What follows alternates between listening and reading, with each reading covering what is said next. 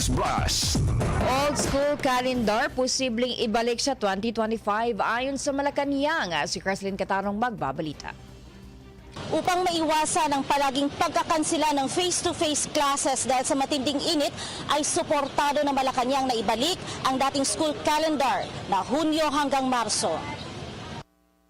Online classes na lang ang ginagawa ng mga paaralan sa maraming bahagi ng bansa para di malagay sa alanganin ang kalusugan ng mga mag-aaral at maging ng mga guro ngayong patindi ng patindi ang init ng panahon. Kaugnay nito, nagsagawa ang DepEd ng konsultasyon sa iba't ibang mga stakeholder patungkol sa planong ibalik ang dating school calendar kung saan kalagitnaan ng Hunyo at katapusan ng Marso ang pasukan habang Abril at Mayo ang bakasyon sa mga paaralan na panahon naman ng matinding tag-init. Matatanda ang inihayag ni DepEd Assistant Secretary Francis Cesar Bringas na nagsumite sila ng liham sa Office of the President na nagre-rekomenda ng pagpapatupad ng mas maikling school year sa susunod na taon. Ito'y upang mapabilis pang pagbabalik ng old school calendar sa bansa o yung June-March academic calendar. At sa ambush interview nitong Lunes sa isang event sa Pasay City, sinabi ni Pangulong Bongbong Marcos na nais din niyang ipatupad ang lumang school calendar sa susunod na taon. Sa katunayan, ani Marcos, hiningi na niya kay Vice President at Education Secretary Sara Duterte ang konkretong plano para rito. Ang DepEd sa pamumuno ni VP Sara ay nauna nang nagpahayag ng mga plano para sa unti-unting pagbabalik sa pre-pandemic school year na binago noong 2020 dahil sa ipinatupad na lockdown upang labanan ang pagkalat ng COVID-19.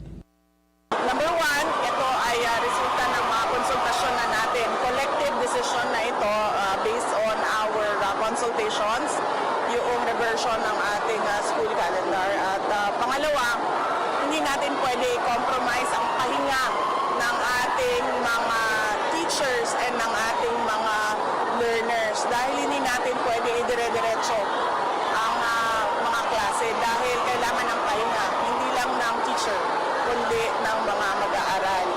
Noong Pebrero, iniutos ng DepEd ang series of adjustments kasamang nakatakdang pagtatapos ng school year 2023 to 2024 sa May 31. Batay ito sa Department Order 3 Series of 2024 kung saan nilalayon din itong ipatupad ang school break mula June 1 hanggang July 26, 2024. Nakasaad din sa nasabing kautusan ang pagpapatupad ng kasunod na school year na nakatakda mula July 29, 2024 hanggang May 16, 2025. Yun na ang nalatag doon sa mga consultations natin na sa susunod na taon matatapos tayo mid-May at sa susunod na taon matatapos tayo ng April and then balik na tayo sa March. Naniniwala naman ang ilang magulang na dapat nang ibalik ang old school calendar dahil sa epekto ng matinding init sa kanilang mga anak na estudyante. Bilang isang magulang, mas okay ako doon sa dating kagising ng nating mga magulang na sa dating June to March ang graduation. Starting to ang pasok ng mga bata is June talaga enrollment. Matapos main man yung pasok ng mga bata is March. Ang nakakaawa yung malayo. Gaya na magko-commute sila or ihatid ng mga magulang. Ang magulang na painitan din lalo pang may mga sa puso. Approve po ako dyan. Kasi po, syempre, di ba dapat dati-ratis, ang bakasyon is April hanggang May. Kasi mahirap yung ganito yung summer, ang init-init, tapos nasa school pabalik-balik. Una na rin nagpahayag ng suporta ang ilang senador sa panukalang ibalik ang lumang academic calendar.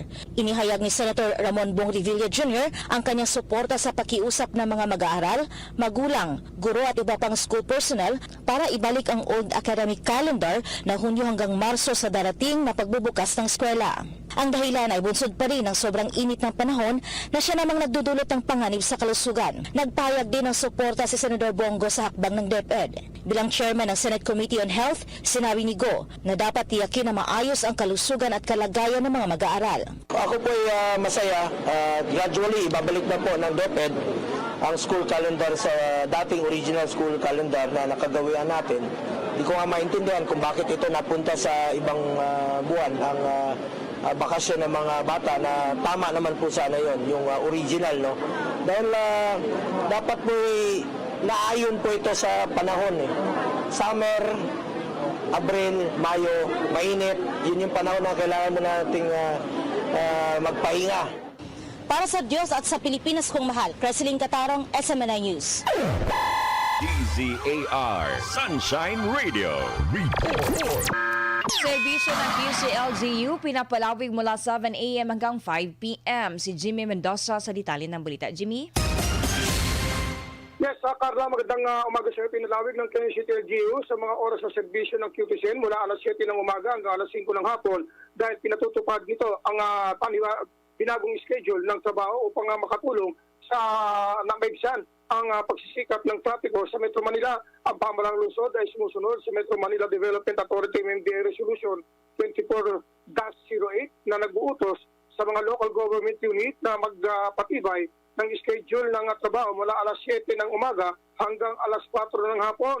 Ang binagong oras ng trabaho ay makakatulong sa pagpapagaan ng pagsisikip ng kalsada habang inaayos ng mga manggagawa ng gobyerno ang kanilang oras ng paglalakbay. Inaasahan din na mauna sila sa kalsada sa mga empleyado ng pribadong sektor tuwing rush hour sa umaga at hapon. Gayunpaman, pinagutos ni Mayor Joy Belmonte ng Quezon City sa lahat ng departamento, opisina at unit na tiyakin ang walang patid na paghatid ng mga serbisyong programa at proyekto ng gobyerno sa pagitan ng mga oras ng transaksyon mula alas 7 ng umaga hanggang alas 5 ng hapon. Ayon kay Mayor Joy Belmonte, pinahaba ang kanilang oras ng opisina upang mas mapagsilbihan ng QTCN ang mga medical at kaalyadong posisyon, mga tauhan, health center, traffic enforcer at mga tauhan ng DRIM ay hindi sakop ng alas 7 ng umaga hanggang alas 4 ng hapon ng binagong oras ng trabaho.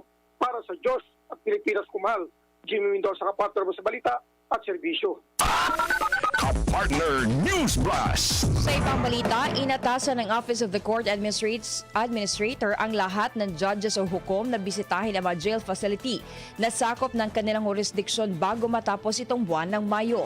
Ito ay kasunod ng inilabas sa circular kaugnay ng flexible work arrangement o adjusted na oras ng pasok sa trabaho ng mga korte mula 7:30 ng umaga hanggang 4 o'clock ng hapon mula April 5 hanggang May 31 dahil sa matinding init ng panahon. Batay sa panibagong circular ni Court Administrator Raul Villanueva, inaatasan ng mga judges mula sa lahat ng first at second level courts sa bisitahin ang mga nasasagupang jail facility para malaman ang kondisyon ng mga persons deprived of liberty ngayong nararanasan ng halos araw-araw na mataas na heat index. Batid ng OCA ang posibleng negatibong epekto rin ng matinding init sa mga PDL dahil siksikan ang sitwasyon sa mga pasilidad. Kaya dapat malaman ang kanilang kondisyon para agad din anyang magawan ng solusyon. Sunshine News Blast. 20 pesos per kilo ng bigas hanggang sa matapos ang termino ni PBBM hindi nakakayanin ayon sa AGA Party List. Narito ang balita ni Cherry Light.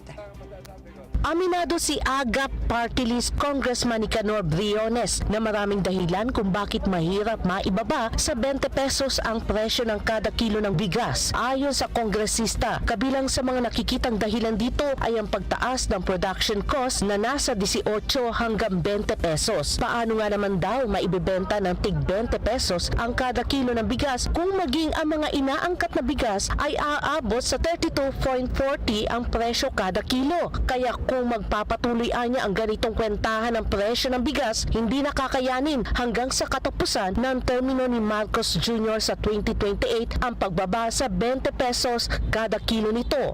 Palagay ko hindi kakayanin sapagkat sabi ko nga maging realistic tayo. Yung 40 pesos mukhang pwede na meron pa isasubsidize ang government dyan. Pero pag pinilit mo ng 20 pesos, na ang isasubsidize mo ay more than 20 pesos din. Ang maapektuhan din ay pondo ng gobyerno. Sinabi din ni Briones na kung pipilitin na ibaba sa 20 pesos ang kada kilo ng bigas gaya ng campaign promise ni BBM, baka muling maulit na mabaon sa utang ang NFA na daang-daang bilyong piso. Sa kabilang banda, ipinaliwanag ng party list lawmaker na kahit maganda pa ang ani at tulong na ipinagkaloob sa mga magsasaka kung patuloy ang pagmamanipula ng mga smuggler, profiteer, hoarder at cartel ay walang mangyayari sa iba't ibang uri ng batas na maaaring maitutulong sa mga magsasaka. Aminado din ang AGA Party List simula nang umupo ang Marcos Jr. administration ay wala pang nahuhuling smuggler. So far, alam naman ninyo, walang nakukulong. walang napaparusahan. Paano titigil ang hoarding, ang profiteering, ang kartel, ang smuggler? Walang nasasampulan eh. This time, gising na tayo, alam na natin ang problema, paulit-ulit. Pero, walang nangyayari. Naniniwala si Briones na mapipigilan lamang ang mga ito kung maisa sa batas na ang isinusulong na Anti-Agricultural Economic Sabotage Act na naglalayong labanan ang mga smuggler, profiteer, hoarder at cartel ng mga produktong agrikultural at pangisdaan. Ang mga naturang batas ay nagpapataw ng mabigat na parusa sa mga nagpapakalat ng artificial na kakulangan ng supply na nagpopromote ng labis na importasyon, nagmamanipula ng presyo, nagbabayad ng mababang taripa at buwi sa mga produkto at nagiging sanhi ng pagkabawas ng lokal na produksyon at seguridad sa pagkain. Samantala, inalmahan naman ng kongresista ang Administrative Order AO No. 20 na inilabas ng punong ehekutibo nito lamang buwan ng Abril kung saan inatasan ng Department of Agriculture na manguna sa pag-streamline ng mga administratibong pamamaraan at patakaran sa pag-angkat ng mga produktong agrikultura at alisin ang mga non-tariff barriers. Sinabi din ni Briones na nalulungkot sila at sana man lang binigyan ng pagkakataon na konsultahin ang mga magsasaka bago inilabas ang naturang AO. Nagtataka ako. Kasi kami, pag magdadrop din ng administrative order, gusto namin lahat ay pabor sa aming farmers. Ito lahat ay pabor sa importer. At ito'y laban sa lahat ng farmer. Para sa Diyos at sa Pilipinas kong mahal, Cherry Light, SMNA News. Sunshine News Blast. Hindi na babalik pa sa dating 40 pesos per kilo ang retail price ng bigas. Ayon sa Federation of Free Farmers, ang landed cost ng imported rice ay nasa 45 hanggang 50 pesos per kilo na. Ang susunod na local harvest pa nila ay matatagalan dahil sa El Nino. Tinatayang sa Setyembre at Oktubre pa ang susunod na anihan. Sa ngayon, nasa 50 hanggang 50 hanggang 52 pesos per kilo ang retail price ng well-milled rice ayon sa Department of Agriculture. Ang presyo ng local well-milled rice ay 48 hanggang 55 pesos per kilo. Nasa 51 hanggang 58 pesos per kilo ang local premium rice, habang 56 hanggang 65 pesos per kilo ang local special rice. Samantala, ang imported regular milled rice ay nasa 48 hanggang 51 pesos per kilo. Imported well-milled rice sa pagitan ng 51 at 54 pesos per kilo. Ang imported premium rice ay nasa 52 hanggang 60 pesos per kilo at imported special rice sa pagitan ng 57 at 65 pesos per kilo. Weather News Blast. Sa ibang balita, paggamit ng nuclear power plant na papanahon na para mapababa ang singil sa kuryente ayon sa mambabatas. Narito ang report ni Margot Gonzalez. Mula 4,000 pesos noong nakaraang buwan ay pumalo na sa 7,000 pesos ang Meralco bill ni Aling Monet ngayon. Yan ay kahit pa nagbawas sila ng ginagamit na appliances tulad ng aircon para magkatipid. Bagamat nagtataka sila, no choice raw sila kundi ang bayaran ito. Kahit naman kami magreklamo, ay tulad yan, magreklamo kami sa Meralco, wala rin naman nangyayari sa reklamo eh. Ganun din, kunyari, imbestigahan, wala rin. Ganun pa rin. Si Pamela naman, inaasahan ng tataas pa ang kanilang bill sa kuryente ngayong buwan, lalo pat nagsimula na silang magpakabit ng aircon dahil sa sobrang init ng panahon. Pero sa kabila nito, hindi niya maiwasan na hindi magreklamo sa dagdag na singil ng Meralco noong Marso. Kasi dati magkano lang ang per kilowatts, nasa 10 pesos lang eh. Ngayon nasa 12 point something, di ko maano, basta mga ganon. Ang laki rin tiras pag nag-consume ka ng 100 kilowatts, kung 10 pesos is 1,000 lang. Eh may point pa, eh di ang laki ng dinagdag, di ba? Ang laki din yun ng 0.20, 0.30, almost, nasa 30 na rin, kulang 13 pesos. Ang laki. Dahil daw napakamahal na ng ating kuryente dito sa ating bansa, ay naniniwala yung iba na baka panahon na para gumamit tayo ng nuclear energy.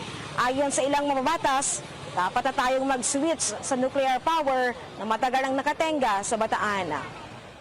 Sa ngayon ay pasado na sa Kamara ang panukalang batas para sa ligtas na paggamit ng nuclear energy.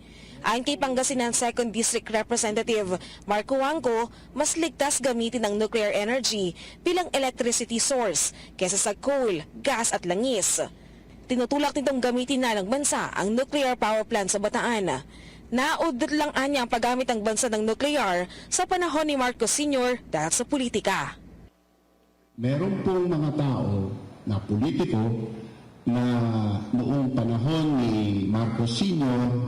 Nag-anti-Marcos, sumipsip po kay dating Pangulong Cory Aquino, nagkaalyado po sila ni Bishop Sok at ni Cardinal Sin, at nagamit po ito ng kasangkapan para ma-demonize ang dating presidente. Siguro po maraming kasinungalingan na nasabi, well, at that time, misinformation. And siguro hindi po sila maka-atras dyan sa political position na yan. Ayon pa dito na kung gumagana at ligtas namang nagagamit hanggang ngayon ang ibang bansa, ang kanilang nuclear power plant na mas matanda pa sa Bataan ay wala daw dapat ipag-alala ang mga Pilipino sa paggamit ng Bataan Nuclear Power Plant. Sa bahagi ng mga negosyante, suportado ni Federation of Filipino-Chinese Chambers of Commerce and Industry Incorporated o FCCCII President Cecilio Pedro ang paggamit ng nuclear, lalo pat hindi naman kakayanin daw ng bansa paggamit ng renewable source gaya ng solar energy dahil sa napagkamahal nito. Walang pag-asa for solar because it's so expensive and we need so much space to put up the electrical or the solar panel to supply energy. Plus, sa gabi, pag walang sunlight, tapos tayo, no? Walang electricity. So the only option that is open, that is cheap and safe. Proven na yan eh. Nuclear power is proven to be safe in many parts of the world. Everybody is going into it. Ang panukala para sa paggamit ng nuclear energy ay nakabinbin pa sa mataas na kapulungan ng Kongreso. Ang maganda, ayon kay Senator Sherwin Gatchalian, ay mas may interes ang mga senador ngayon na pag-usapan ang paggamit ng nuclear energy dahil sa giyera na nangyayari sa Russia at Ukraine kung saan apektado ang gas supply doon. Ayon dito, mas mura ang nuclear energy kung ikukumpara sa ginagamit na enerhiya na binibili ng Meralco. Sa pagdinig ng panukala sa Senado, ay kailangan anyang sasabihin ng independent expert pagdating sa paggamit ng Bataan Nuclear Power Plant. Itong nuclear plus modification, sabihin na natin 450 to 5 pesos. Ang latest price ng LNG ngayon is about 690 to 70. So mas mura siya. No? So in other words, there's merit na tignan natin itong teknolohiya na ito. Dahil nga lumalabas na mas mura siya, lumalabas na mas episyente siya. But of course, may mga aspeto rin na dapat natin tignan. For example, yung waste disposal, yung technology, at yung iba pa. No? So, that's why dapat bukas yung isip natin at kumuha rin tayo ng eksperto para mag-guide tayo kung saan tayo pupunta. Dahil nga, itong teknolohiya na ito ay bago lang napapasukan natin. Para sa Diyos at Pilipinas Kumahal, Mark Gonzalez, SMNI News.